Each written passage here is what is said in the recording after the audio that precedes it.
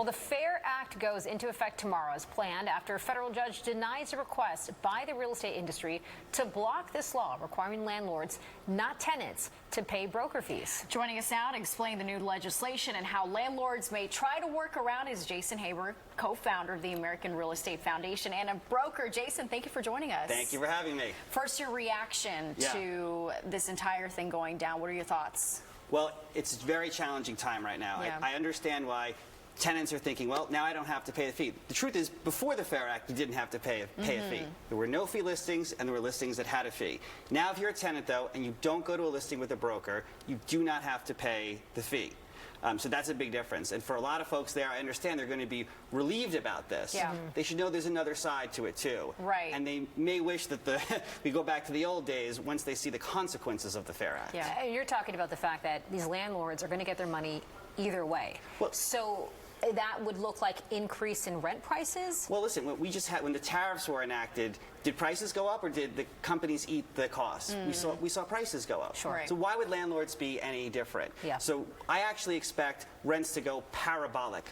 Today, I believe, well, tomorrow, I believe, will be the single largest rent increase in the history of the city. Jason. Listen, this is the result of a very well-intended law that I believe will have catastrophic consequences for affordability in New York. It's tackling the symptom, not the disease. The disease is supply.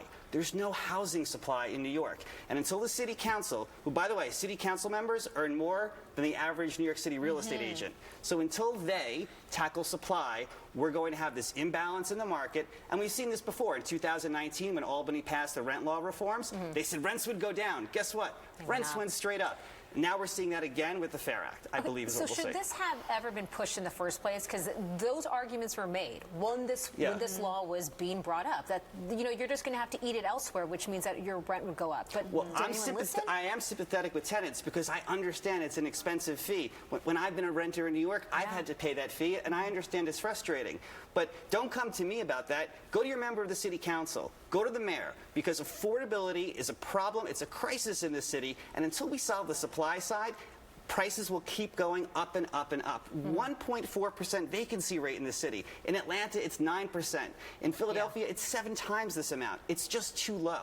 Okay, so for the person watching, maybe they need a place to live. They're looking to renew rent or find a new place. Right. What should they do? So look, the problem's going to be you're also going to see listings come off the market. So we just know if you took 8th grade economics, when you have lower supply and demand is the same, prices go up. So it's going to be harder to find an apartment. But to be clear, when you're out looking, if you hire a broker, you're going to pay that broker. If you don't hire an agent and you go alone, you have no obligation to pay for the broker fee. But you still have to find an apartment that's affordable and that works for you, your needs. Okay, so some people would argue that instead of paying that broker fee up front, which could be $3,000, $5,000, $7,000, you just kind of spreading it out throughout the year. So technically, would that not be a little better? Sure. So for some folks, that is better. But remember, when you go to get your rent renewed, what's it based on? It's based on what you paid the previous year. Right. So now your rent is going to be higher in perpetuity because your base rent is higher. Yeah. I don't think that's good for tenants either. Should they be fighting the rent increases? Because I've done that before, and the property management company was like, oh, we didn't expect you to fight back on raising your rent, and they actually worked with me. So, I mean, speaking up, trying to negotiate, you should always try, you should have a conversation with ownership and see if you can reach an accommodation. Ultimately, no one forces you to sign a lease, and if you're not comfortable with the terms, you shouldn't. I asked for $20 off, and they wouldn't even do that. So, I mean, here we are. You may need a better broker. Maybe we should talk after Jason, where can people find you if they want to hire you to do some negotiations?